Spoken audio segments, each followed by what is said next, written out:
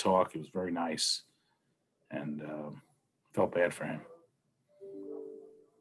Wow. All right, good morning, Councilman. Matt Braden here. Good morning, GPAR. Welcome to our later edition of Coffee Talk with President Stephanie Biello with our featured guest, Councilman Allan Domb. Before we get started with the actual conversation, just a few things I want to hit on. Election day tomorrow. Surprise if you were living under a rock and didn't realize that that was going on. That's a joke, guys. Anyway, we sent out a message this morning about voting. If you haven't done so already, a couple little tips and things to consider whether you're voting by mail or in person. Fast forward to Wednesday, we're going to have a town hall with Councilman Derek Green. That will be on Wednesday afternoon at 3 o'clock. Hopefully you can tune into that. And then Friday, we're going to round out the week with Trent Pettis doing his infamous, famous, whatever the appropriate word is, agreement of sale workshop. It's 3 hours. Trent's a fabulous presenter. It's for both the seasoned agent as well as the newbie. We encourage you guys to tune in. It's always a really great presentation. So please tune in for that. Fast forwarding to later on in the month, Trent's going to do another one for us, the listing contract workshop. That's going to be on Friday, the 20th of November. So hopefully you can tune in for that. Trent, again, fabulous contributor to our association. We're so lucky to have him. He gives of his time, his expertise. So again, 2 great workshops for you guys to tune in on. Shifting away from the virtual stuff, of which if you saw in an email on Friday, we had a whole list of things, and we'll be pushing that information out to you again in the coming days. Just want to mention RPAC.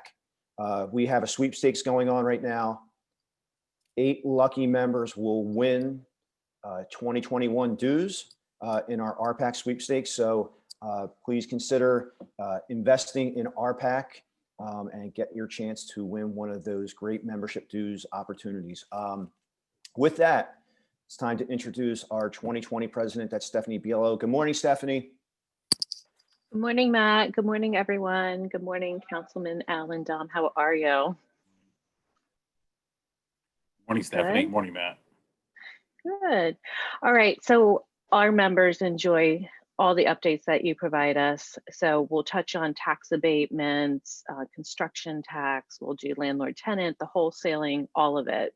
But before we get into that, let's talk about 2020. We're kind of winding down the year. Do you have any lessons from 2020, and what have you learned, and what would you like to share with us? Well, I think the best lesson that we've all learned, I wasn't on the call, but I watched the video of our economist that you guys hosted. Was it last week? Lawrence Yoon, I think it is. Mm-hmm. And what it showed there actually was very interesting because I printed the charts. It showed finance, construction, insurance industries all not missing a beat. Employment's the same in those 3. But it also showed hospitality down, like in restaurants, 20%, and hotels down 35%.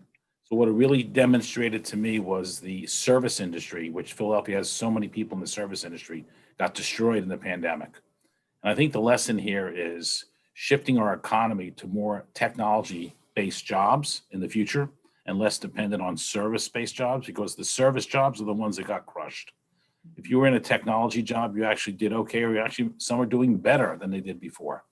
And one of the driving forces, by the way, of the real estate market was not just the lower interest rates, but the fact that many of those people in the finance, insurance businesses had their jobs, kept their jobs, and were able to buy homes and wanted bigger homes because they're working from home. So I think the key for me, Stephanie, if I'm looking back, is technology. And even on my own personal technological skills, I had to advance them myself. You think you know what you're doing until you get into one of these pandemics, and all of a sudden, all of us are on this Zoom call now. And then you realize how efficient some of these things can be.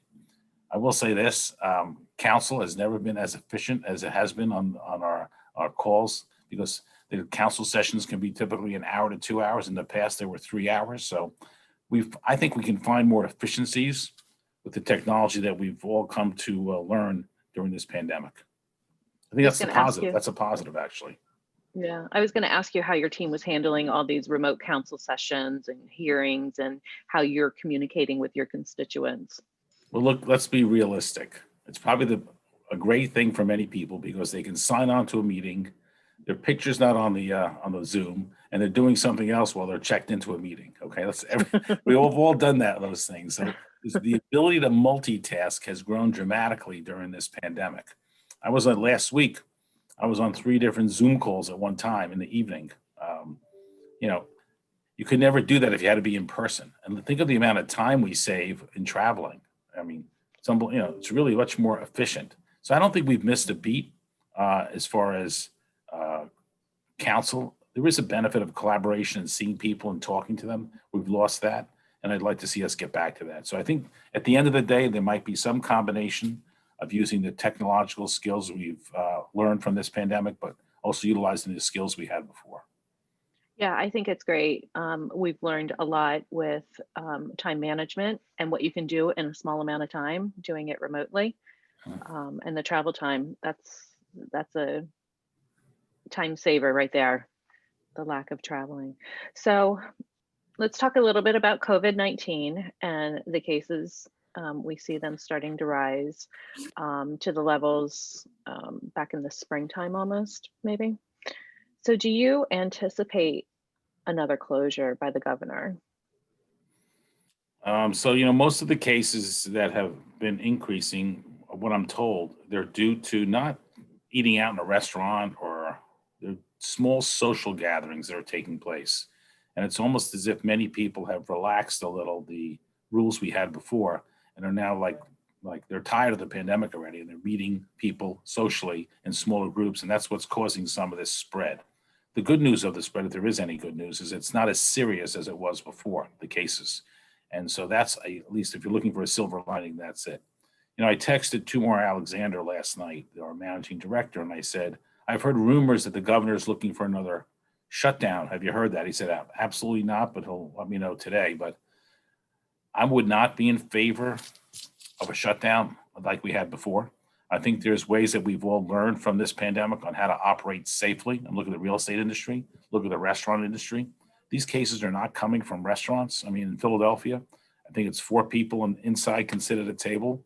I was in or read somewhere, saw something where in Jersey, they have 10 people inside at a table. So we have much more restrictive rules. So I'm hoping that if this comes down the pike, it'll be done in a safe way, but also in a way that allows businesses to continue because, you can't shut down the economy. There's bigger effects shutting down the economy in many ways. So we have to do it in a safe way, but I would not be in favor of any kind of shutdown like we had before. Can we come up with some kind of a plan to make sure businesses can operate? I mean, Yeah. more restrictive than what we are right now? Or is that it? Is it the businesses? Like you said, it's not really coming from the restaurants, people sitting in the restaurants. It's not coming from that. It's not coming from realtors. Look, you can have 2 people with 1 realtor on a showing. It's not coming from realtors. I haven't heard of one case coming out of real estate. So it's in these, you walk around the city, you see 8 or 10 young people with no masks on, just talking to each other. That's the problem to a degree, because many of them are asymptomatic. They don't have the symptoms, but they are a carrier. So that's part of the issue right now. So if we're not shut down right now, what is your concern with the economics and the real estate market going forward if we remain as we are right now? So you look, in many ways, this pandemic has been a blessing for the suburbs. The people in the suburbs, their markets are booming off the chart. So is the seashore, so is Florida, so is the Poconos. People are selling real estate in the Poconos. You never thought that stuff would sell, but they're selling like crazy because people don't want to live in an urban environment right now during the pandemic. Look at New York City, 400,000 people have left. There's a 2-month waiting list to get a moving van right now. And we've had somewhat of an exodus out of Philadelphia, not as dramatic as other major cities, but I think going forward, I think that real estate in general will continue to do well. The economics are there. The driving force at the end of the day is interest rates. I mean, interest rates, I just saw an email from one of the lenders, 2.25% for a 15-year fixed and 2.75% for 30-year fixed. I go back a ways. I remember back in 1980 or 81 when the rates were 21%. Right. And to give you some context, the interest cost on a $200,000 home back then is pretty much the same as $1.8 million today. Think of the affordability range. So I don't think real estate in general is going to get too affected. And real estate will get affected when jobs get affected. But look at those statistics of the jobs. The jobs are still strong in the finance and in the insurance areas. So I think we'll be okay. I do think the high rises are going to suffer the most because those are the areas where people have to wear masks, where they have to touch elevator buttons, where they're more confined. They don't want to live like that. They want outdoor space and more space. So I think that's going to suffer a bit. All right, talking about economics. So the federal government had some stimulus checks going out. Is City Council working with the administration to lobby the state and federal government to provide more stimulus relief for the small businesses and also individuals? So, I mean, I think you're referring to the CARES Act probably. Mm-hmm.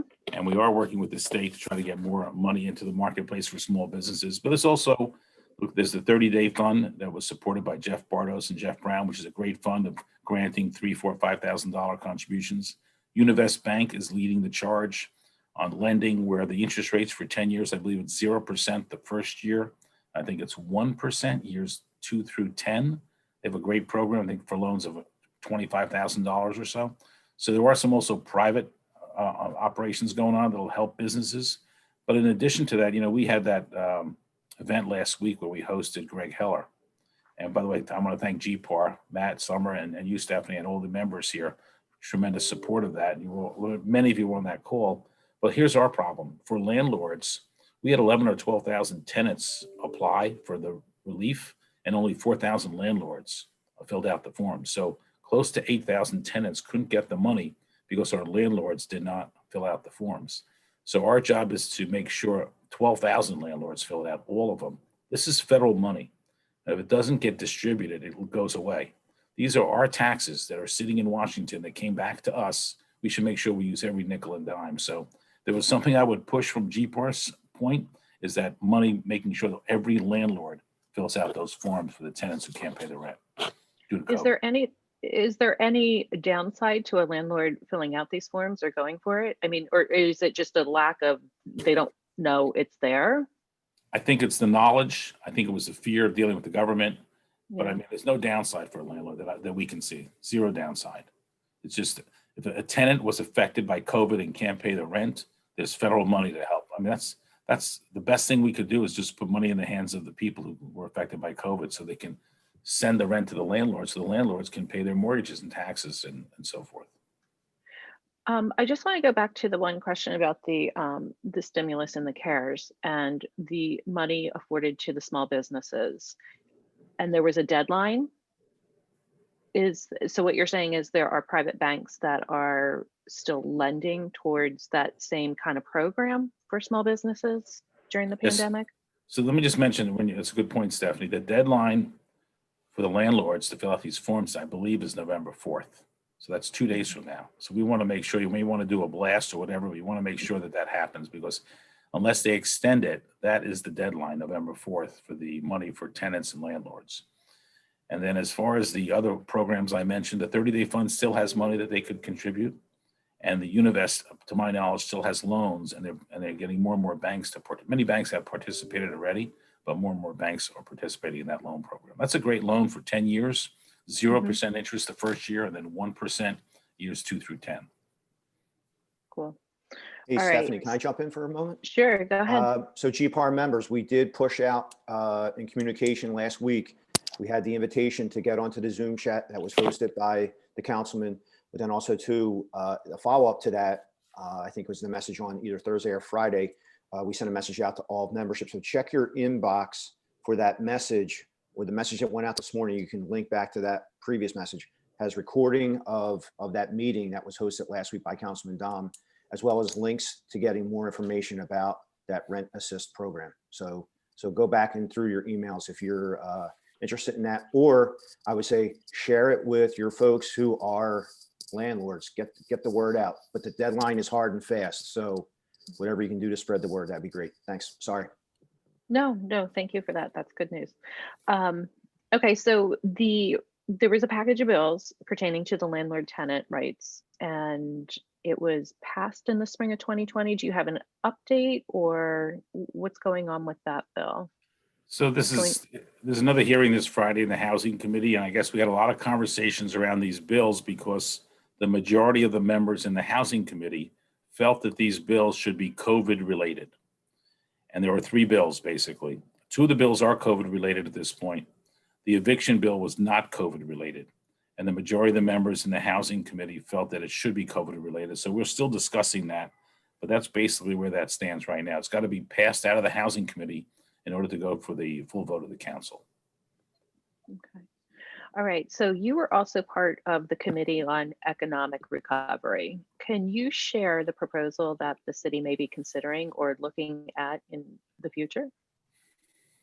So, I mean, I guess there's a difference of opinion here, but I share the Fiscal Stability Committee, which I didn't think was a big deal committee until we hit the pandemic, and it became a big deal committee. So it's our job to actually monitor the Fiscal Stability Committee, which I love this part, the city's spending along with PICA. And we have monthly meetings with the PICA information and the information from the city on not just revenues, but also their spending habit, what they're spending money on.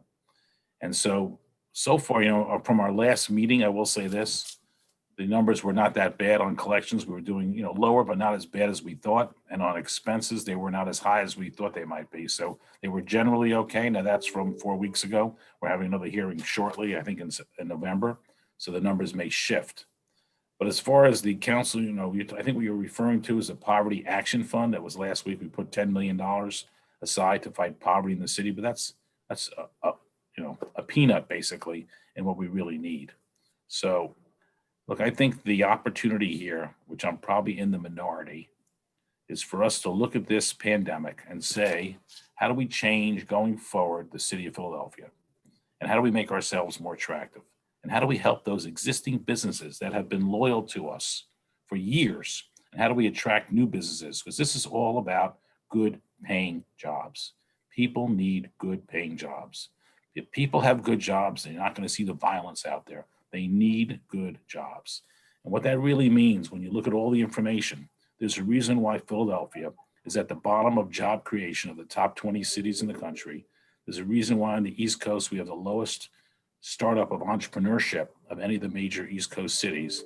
And it's basically from two of our taxes.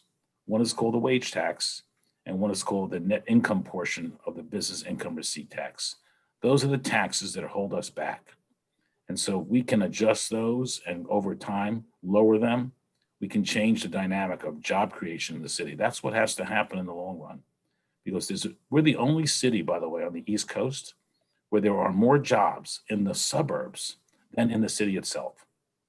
Boston has more jobs in the city than in the suburbs. Atlanta, New York, of course, Chicago, Washington, D.C. All these cities have more jobs even Baltimore, in the city than in the suburbs. We have more jobs in the suburbs than the city, and it's because of our taxation policies. So before this pandemic hit, my goal was to lower the net income portion of the business income receipts tax. I don't know if all of you are aware of this tax. It stands at 6.3. The goal would be to lower it to 3 over 15 years. The goal would be to lower the wage taxes, which stand at 3.75 to 2.75 over 15 years. Those are 15-year programs, but there's a lot of money involved, and gradually we'd have to replace that revenue. But that sends the right messaging to businesses that are in our city and looking at our city. So that would be, in my way of thinking, that should be our takeaway in government from this pandemic. How do we build our economic base? Because right now, we can't continue down the same path. We have people that are not trained for this economy. Let's just face it. We have manufacturing closed. We never retrained a whole segment of our population for this economy, and we need to retrain them. Yeah, I guess that's the $1 million question. What replaces? What, it takes jobs, but what kind of jobs? Where are those jobs, and how can we bring them back to the city?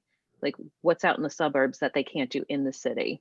And if we can attract them into the city, and maybe it is the taxes, maybe it could be anything, transportation, commute time, but to really evaluate that and move forward with, I don't even know what the answer is with that, Well, I will say it's definitely, the answer is probably in the area of technology. We have to create more jobs that are technologically based, because those are the jobs of the future. Just go back 25 years ago And everyone on this call probably remembers the top 4 or 5 companies in the United States. There were probably General Motors, Exxon, AT&T, maybe US Steel. Who are they today? Apple, Google, Amazon. It's a different world.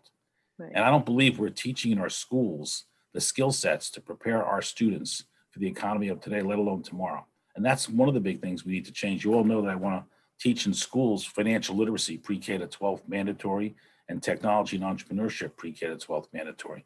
We've been trying for 5 years to make that a reality. And fortunately, I've now had 178 teachers we've paid for at the Federal Reserve that are teaching 5,000 students financial literacy. They take a 1-week course. And we have Sylvester Mobley, who I think taught in 23 high schools, tech and coding, but it's not enough. We need to do more. So you can't expect the economy to change if the people in our city are not educated and ready for that economy. But Stephanie, having said all these things, it's all important. I'll tell you what's number one right now. Number one in this city is that we need to make sure people feel safe. Because without safety, we have zero, nothing, zero. No one's going to come to Philadelphia and work without safety. No one's going to come to our schools. No one's going to walk in the streets. There's no lifestyle without safety. I will tell you right now, what I hear from people isn't about the pandemic, number one. That's number two. What's number one for most people is I don't feel safe. And we need to fix, that's not GPAR's problem. That's the city's problem. That's our problem. That's my problem. We need to fix that and make sure that we return to a city that people feel relatively safe in. But right now, that's not the case. I agree. 100% on the schools, teaching financial responsibility in schools and technology. I mean, and you're right, these big companies, and I look at Pittsburgh and see that was big steel, right?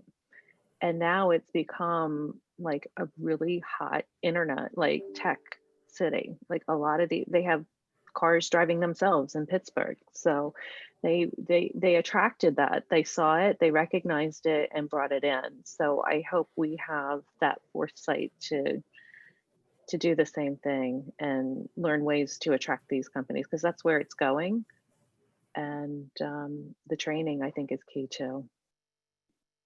So, all right, let's shift gears a little bit here and let's talk about the construction impact tax and the new commercial and residential construction. So there was legislation introduced and to extend the tax abatement for another 3 years. What are your thoughts on that?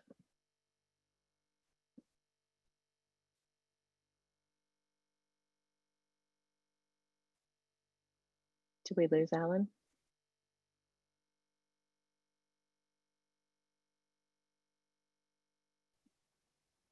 I think that question froze him.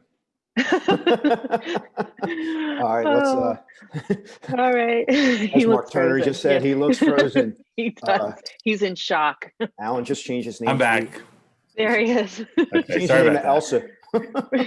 Elsa. Yeah, we thought you went into shock with that question. So No, but you know what, sorry about Stephanie, you're right about Pittsburgh. They have Carnegie Mellon. And Yeah. Carnegie Mellon does a great job in bringing like all this technology to the city. They've done we need to do more of that. Yeah. Okay. All right. So I don't know if you heard this. We were shifting gears and going to the construction impact tax and extending the 10-year tax abatement. What are your thoughts on it? And do you think it's a fair trade-off for accepting a permanent tax for 3-year extension of the tax abatement? Hold on one second. Just got a visitor to my office. I was just gonna say, I thought Came you up were here to gonna show visit your me. little. She wants to say hello. Hello. Oh my gosh, he's adorable. So she's through ACT, by the way, if anyone looking for a dog. Oh. So I would say this about the construction tax. Do you remember we had a construction tax conversation 2 years ago? Legislation was introduced. I raised my hand and asked for a fiscal impact statement of the construction tax. The administration completed that statement and said if we enacted the construction tax, it would cost the city in net dollars $31 million over 5 years. $31 million. So even with that information, City Council passed the legislation, to my surprise, 9-8, but the mayor vetoed it and found other funding to fund the Housing Trust Fund. One of the conversations back then was that we didn't want a construction tax on commercial properties. And we didn't want the construction tax because it would affect our ability to build office buildings that generate jobs. We don't want to tax anything that would generate new jobs. Then we had a conversation, if you recall, was it last year, about the tax abatement. And one of the reasons why the abatement was only lowered for residential was the same conversation. We did not want to tax commercial construction that affected job creation. So commercial construction right now, is not part of the reduction of the 10-year abatement. It has a full 10-year abatement. The only change was on the residential side. So my opinion is the following. We're coming out of a pandemic. We should not have any new taxes. We can't afford it. No one can be taxed coming out of a pandemic. Do I think the programs of rental assist and affordable housing are good? Absolutely. We should figure out a way to fund those, maybe a little more modestly than 400 million, but we should figure out how to fund those. But I think the other side of this is, I'm waiting to see, I've asked for a fiscal impact statement on this, because I am curious to see how we're going to raise $25 to $30 million a year in the construction tax, because I do not see new office buildings, at least for the next 2 or 3 years, being built. I surely don't see new hotels being built. Close to 75% of the hotels are in default. You may have seen this morning that Pennsylvania Real Estate Investment Trust filed for Chapter 11. So I don't see where that revenue is coming from. And I'm also not real comfortable with a homeowner, who has a $25,000 or $50,000 renovation, is going to have to pay a tax to fix up his property.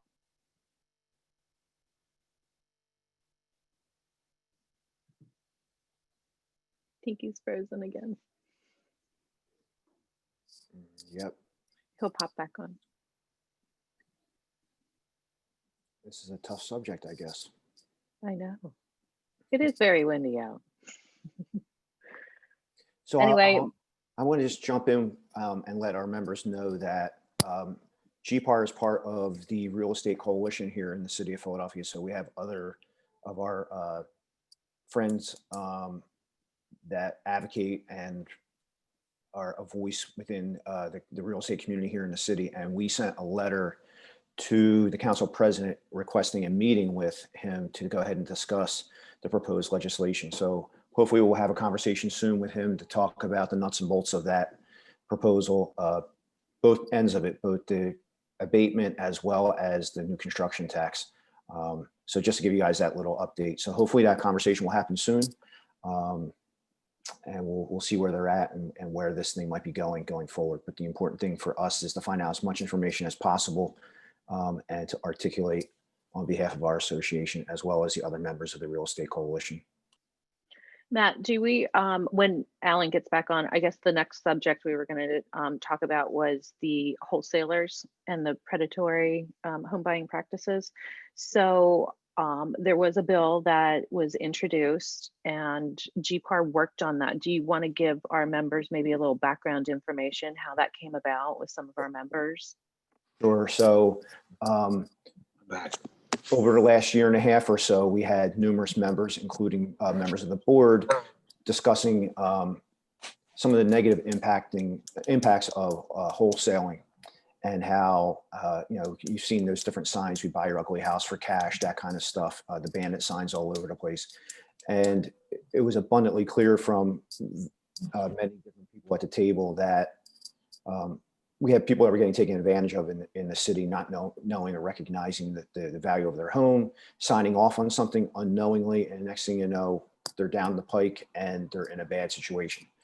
So last November, there was a meeting, and kudos to some of our members, including Katie McGrath, who I believe is on here. She was one of the folks who pulled a whole bunch of different stakeholders around the table, including Councilman Domb, Councilwoman Helen Gim, some other city officials, and then other community advocates. And we had a really great conversation of just trying to understand the situation, understand it from the different perspectives, because there are lots of different ways to view this thing. And sometimes if you take a step this way, you may be with no intention hurting somebody else. So from that roundtable conversation, led some more conversations. And one of the important voices there was Community Legal Services. So GPAR started having some talks with them. President Stephanie put together a small work group focused on the issue. And so from those conversations, we had some draft legislation to try to do something on this issue. We worked really hard on that over a number of months, and then we started shopping around for a council member to introduce it.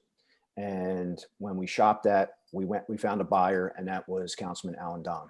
So we'll go from there with your conversation. So that's kind of the background on that. Awesome. Did he come back on? Did he jump back on? Oh. Stephanie, I'll tell you the problem. I was using my city computer twice. Now I'm using my own computer. Hopefully I'll have better luck. There you go. Okay. So I don't know how much of that you heard. You kind of froze on the tax again. And then we were just filling in our members on the new bill for the proposed licensing of the wholesalers and predatory. So he was giving us some background information. So do you want to talk about that bill? He had a few things. I'm sure Matt covered it thoroughly, but I just want to say this. It was GPAR who came to me with this. GPAR's idea, people at GPAR, and I see Katie on the call, but others too. And it was CLS. It was really brilliant, I think, for Matt and Summer to include CLS in this and work together. Here's GPAR with CLS working together, which was, I think, one of the really absolutely should be applauded. It was amazing to see that collaboration and show, by the way, I think in many ways, that just shows how everyone can work together on issues, which I think is what we need to do more of in government. But look, the reality is this is a cause that should be addressed.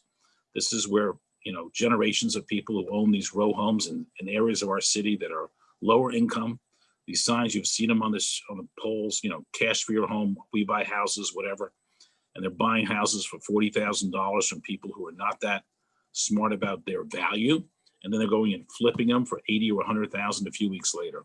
That's like ripping wealth out of someone's pocketbook whose grandparents, parents, and now the children own the property. So the more we can inform people on the real value, the better it's going to be. And I'm glad to see GPAR stepping up that way, Stephanie. So I think that was huge by GPAR. And this is something you talk about wealth in our neighborhoods. This is something that should be stopped because it's really unfair. No wholesaler should come in and make a fortune off somebody's back in 3 weeks worth of work, which has been in someone's family for 80 years. So what does somebody, a wholesaler, I mean, like, because they're not all bad. Yeah, let me clarify. Okay. Someone who buys a home, let's just use an example, $40,000, fixes it up, puts in $20,000, works on it for 6 months, sells it for $100,000. That's not a wholesaler in our definition. That's an investor.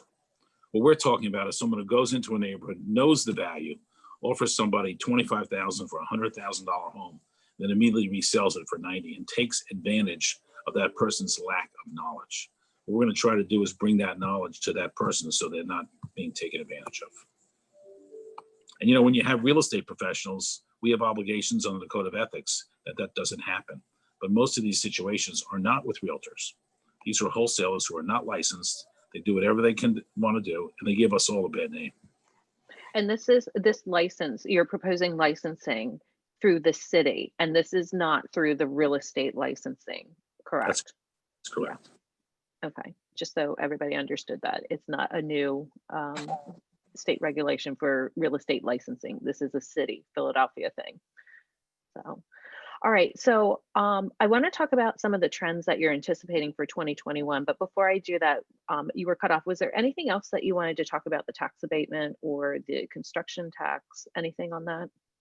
I think the programs that we want to fund are good and worthwhile programs that we all should get behind. I'm not sure the amounts of those programs because I go back as an example and I look at the beverage tax, which, the beverage tax, I speak very openly about these things.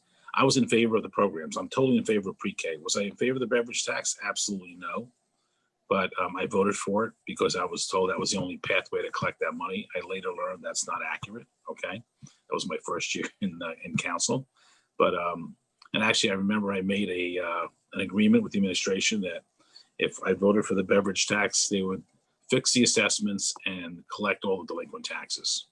Over time, that has improved, but I'm not sure that was fulfilled, at least from my end of the bargain. from the administration. So I would say this, we need to find another way to fund these programs. We have a lot of waste in government. We're talking about 25 million a year. We have a $5 billion budget. We're talking about half of 1%. We need to find a dedicated stream of how we can fund this or some other way to borrow the money to fund it. And I go back to the beverage tax because the beverage tax money went into the general fund. I'm not sure it's possible. I'd be more in favor of this going into a separate fund if it's possible, so we can actually track the money and where it's going.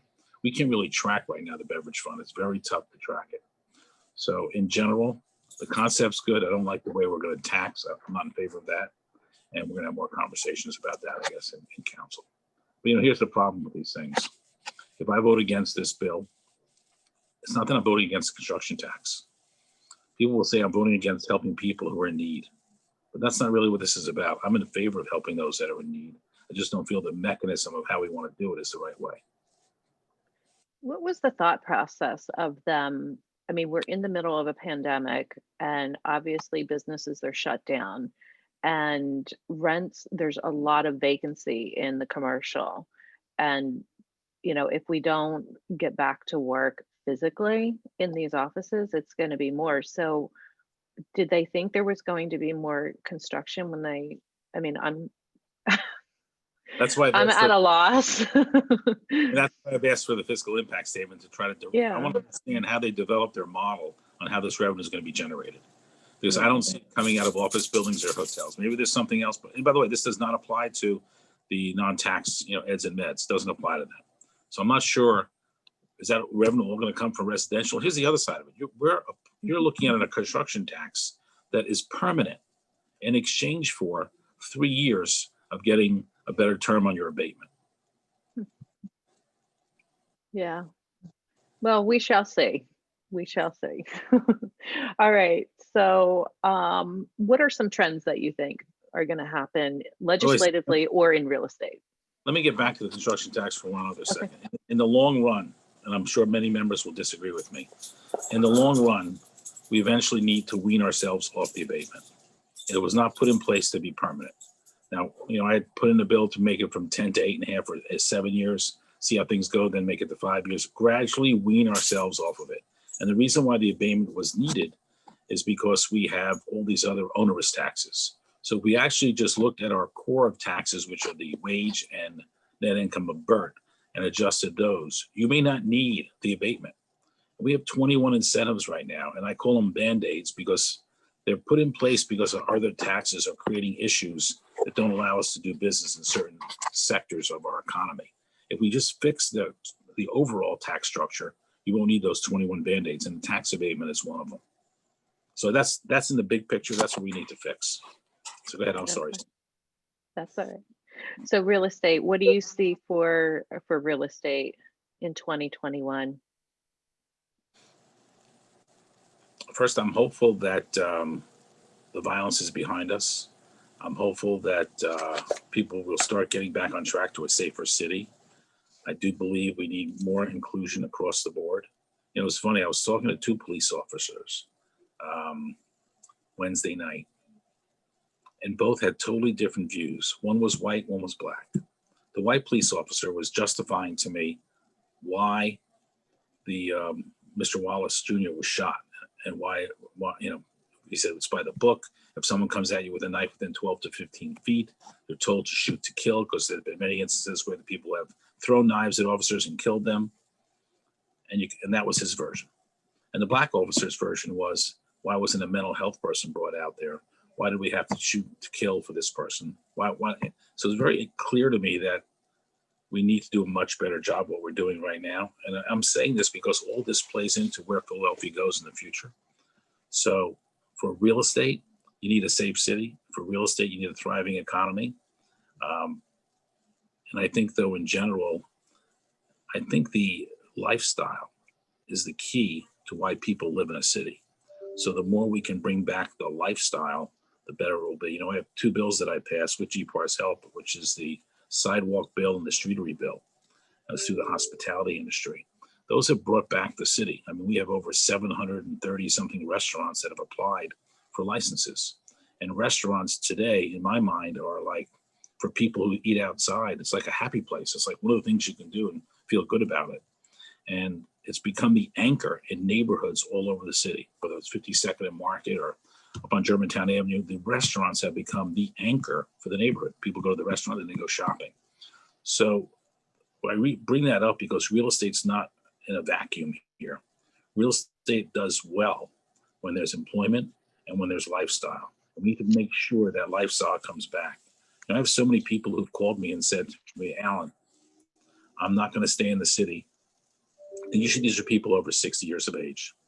One of us is compromised.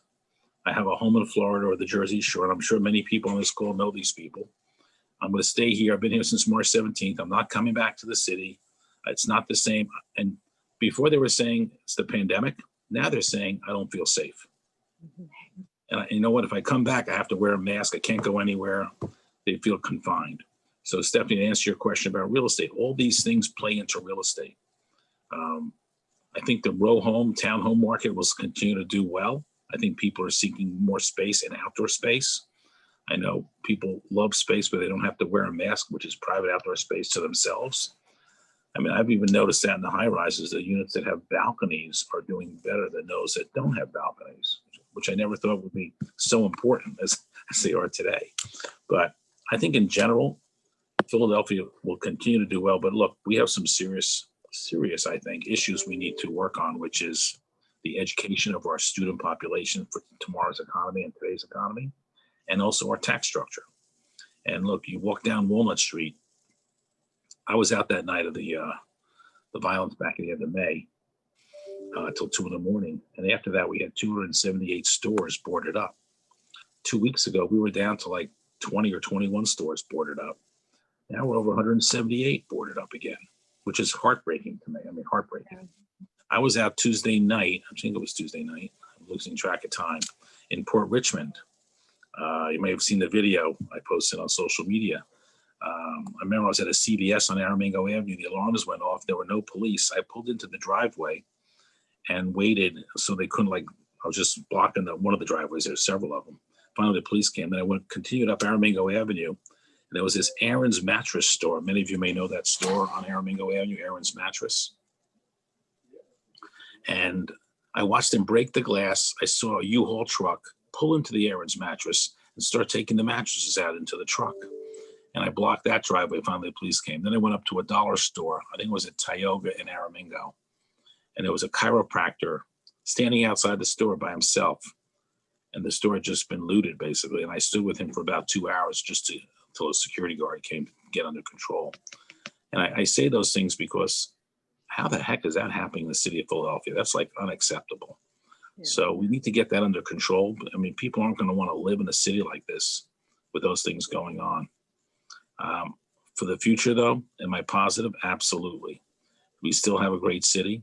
We're located in a great location compared to other places. And look, we're an hour and a half from Jersey Shore. We're 2 hours from New York. We're roughly 2.5 hours from Washington, depending how you travel there. But also, we have still, I think of the top 20 cities, we're either at the bottom or second to the bottom of the lowest average housing price. Our homes are affordable. We have very affordable homes, especially with these interest rates. So I think in the long term, it'll do well. But what we need to do as realtors, and not just worry about real estate, we need to worry about how do we bring back the lifestyle, because the real estate depends on the lifestyle. It goes hand in hand. You can't sell real estate if you don't have the lifestyle. So I think that's a really important message that we all should be concerned about. And how do we make sure that lifestyle comes back? And what are your thoughts on the road ahead, like in light of everything that's happened, with the shootings and the looting? What's the road ahead? What do we do? Well, I think the road ahead for the city has to be, we need to get our safety issues under control. We need to make sure that residents of the city feel safe. We need to get, maybe it's a marketing thing on top of, look, I will say this, I think the police right now are doing a much better job than they did before. I was out Tuesday night, Wednesday night, Thursday night, Friday night, basically driving around, checking on what's going on in all sections of the city. And the police had a major presence. And Friday night, you saw the National Guard. But the police were actually, not only did they have a presence, they had a plan. I don't know if you noticed, I think it was Thursday night, they boxed out Center City from 8th to 20th. And I think from Walnut up to Market, it was all boxed out. You couldn't even go in. So I think the police are more on top of things right now. And I'm pleased to see that. And it seems like they have more direction from the top and leading them and controlling what's going on. So I don't want to sound like this should become a police state, but the reality is when people are afraid to go outside of their homes, we need to get that under control. So marketing it, I mean, I guess it's the messaging too, that why is it anytime something happens, it triggers looting? Like, how do you send, it's marketing that message, like it's not going to be tolerated, basically. Well, look, I think we all agree that you know, looting will not be tolerated. You know, I go back to 52nd and Market Street when I was there back at the end of May, and I was with an entrepreneur. I was by myself that time. The entrepreneur had his store broken into the night before. It's a guy who's been there 30 years.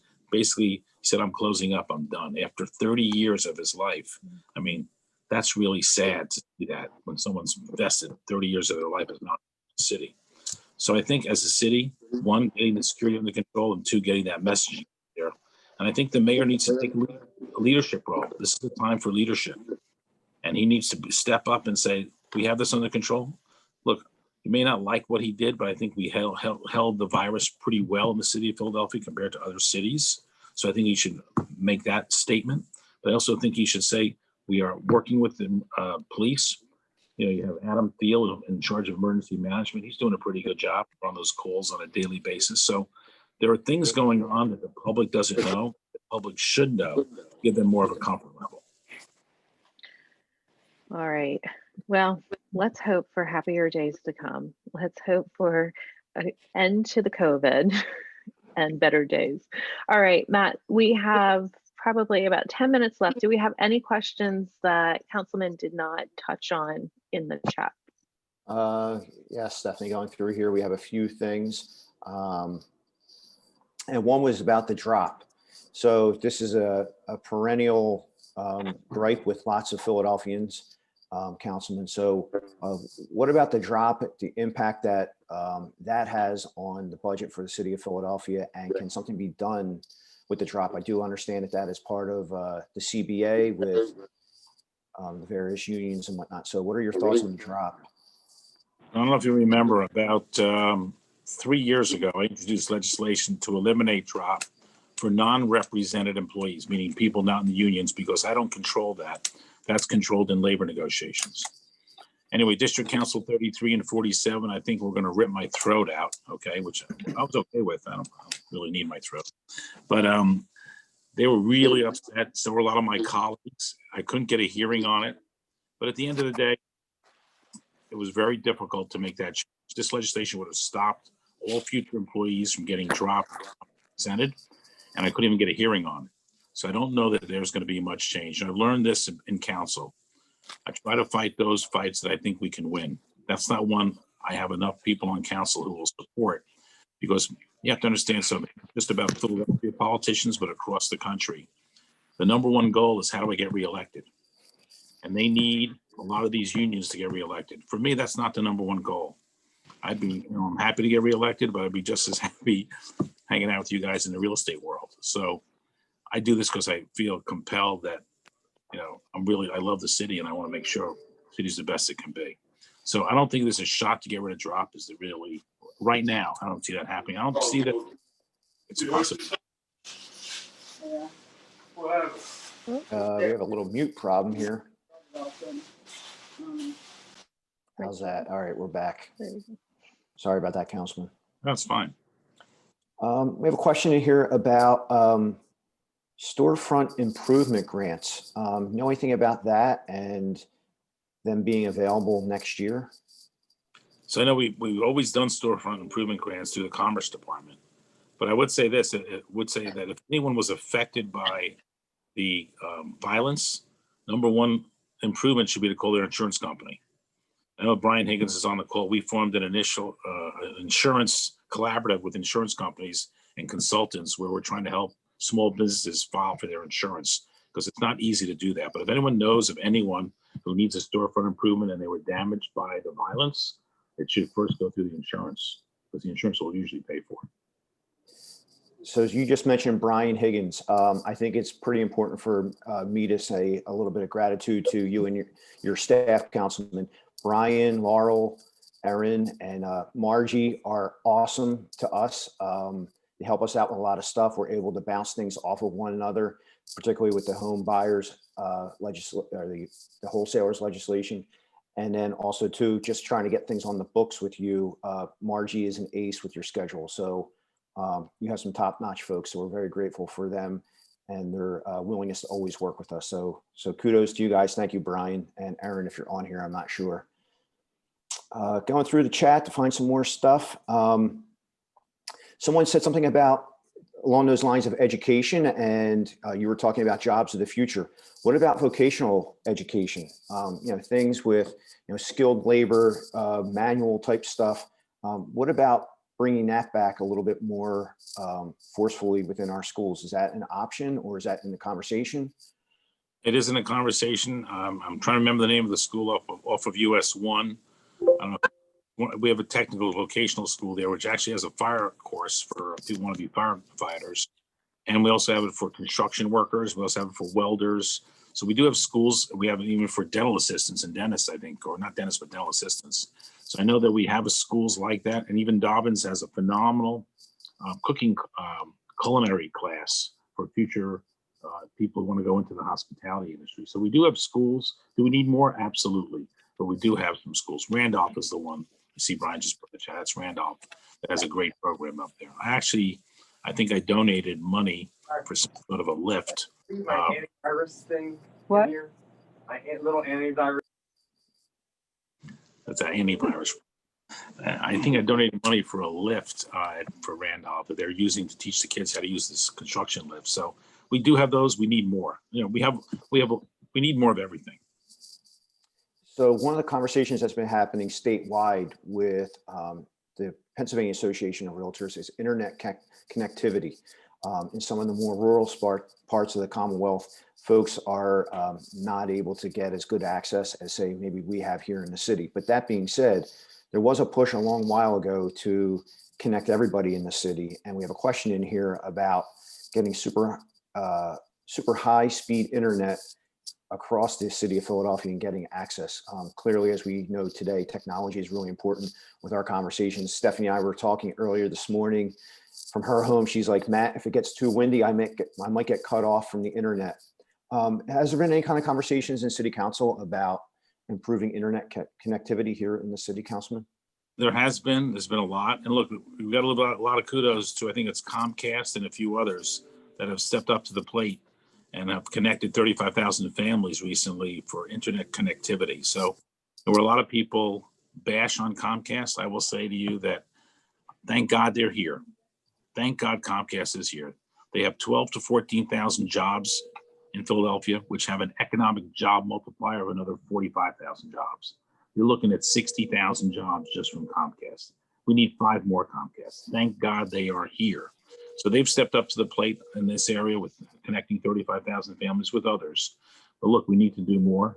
And this goes back to, what I strongly believe in, Matt, and that is we should be teaching technology, pre-K to 12th grade, mandatory in every class, entrepreneurship and financial literacy. You want to change poverty, you want to create higher paying jobs, give them the skill set. And by the way, if we were teaching these things, you would start to see technology companies in 5-7 years say, hey, wait a second, I'm going to come to Philadelphia. They're creating a pipeline of tech talent that I can hire in my company. That's the biggest challenge for companies locating is the talent in the city. If we can create the talent, they'll come here. So we had a question about taxes, and this is going back to, if we look at Philadelphia, we have a lot of institutions of higher learning here, and a lot of that is nonprofit, not taxing, or they're not bringing in tax. We talk about Comcast being big here, and thank God for them. The question in the chat is, why not somewhere like Penn or Drexel and those guys paying some taxes? What are your thoughts on that? I think what you're referring to is pilots, payments in lieu of taxes. And I think that right now, my conversation isn't around taxing anyone. My conversation is around, let's get out of this pandemic. Let's get people back on their feet. You can't come out of a pandemic taxing people. I mean, they've already been destroyed during the pandemic. Even the schools have taken it on the chin. I mean, they're shut down right now. By the way, do we want these schools to reopen? Absolutely. You don't realize how big education and schools and these kids are to our economy, whether they're renting apartments, buying apartments, eating in restaurants, or shopping. They're a huge part of the Philadelphia economy, huge. So right now, I wouldn't be in favor of any taxation. I think in the long term, in the beginning, I was a fan of pilots, but pilots are payments in lieu of taxes, which means they don't have to pay. It's not required for them to pay. I think at the end of the day, when I look at what Penn is doing, for example, prior to the pandemic, Penn had committed $50 million to cell therapy companies. They wanted to open up 45 cell therapy companies with 2 requirements. 1, the companies must be in the city of Philadelphia, and 2, they would only invest 50% of the equity required. Prior to the pandemic, Penn had invested 16 million, I think 10 companies. These are cell therapy companies. They had attracted over 700 million from the outside, which they never thought. They thought they put up their 16, they'd have another 16. Everyone wants to invest with them. One of the things we need to be careful of is we don't drive these health institutions out of the city to the suburbs. I saw Penn was opening a facility in King of Prussia. It tore a little piece of my heart out, because I want them to stay here. I don't want them to open in King of Prussia. And they're probably doing that because they realize some of their population is out there. So I would be careful about taxing these institutions. I think they throw off a lot of other benefits. You know how important these cell therapy companies are to Philadelphia? If they open up 45 companies, the average income is between $70,000 and $100,000. The economic job multiplier could be 4 to 1, 5 to 1 for cell therapy companies. These 10 they've opened up already have, I think, 3,000 or 4,000 employees. At 5 to 1, they've just created 20,000 more jobs. So in many ways, these are job creators for the city. We may not get it in real estate taxes, but we'll get it in wage taxes. We have a high wage tax, we will collect it in wage taxes. So in the short term, I wouldn't have that conversation right now. I'm not a fan of it. Down the road, we can look at it, but if they generate all these new companies, that's a future for our city that is huge. And by the way, we will become known as the cell therapy capital of the world, which is something that is technology-wise would be great for us. And most medicine today, probably, I'm not a doctor, what I'm told is in the future, cell therapy is going to be one of the keys to solving a lot of the problems that people have medically. So I would love for us to be the capital of that, basically. All right, I think we're up against the time now. It's 12 o'clock. Councilman, thank you very much for fielding all these questions. We really appreciate your time and your updates and all that stuff. Stephanie, thank you very much. GPAR folks, tomorrow. Yes. I just want to say one thing to GPAR. I can't help myself. It's GPAR's fault that I am here. You know that. It's GPAR's fault. Because I was minding my own business in 2010 and 2011 when 2 people called me, Kurt Casper and Al Perry. And they said to me, hey, come back to GPAR and be president. I said, I already did that in 1990. And I finally agreed to do it. And those 3 years of being president of GPAR led me into this role. So I just want to thank all of you, and especially for all your support in GPAR, PAR, and NAR. You guys have been amazing. So thank you very much. Thank you. All right. You're welcome. Any last words? Any thoughts, Stephanie, before we shut this down? No, thank you. No, thank you, Allan. Always a pleasure getting updates from you. And thank you, everyone, for joining us. All right, folks, tomorrow, what's more important, voting or town hall? Either way, vote, town hall tomorrow, 3 o'clock. We'll see you then. Take care. Thanks for joining us. Thank you. Thanks.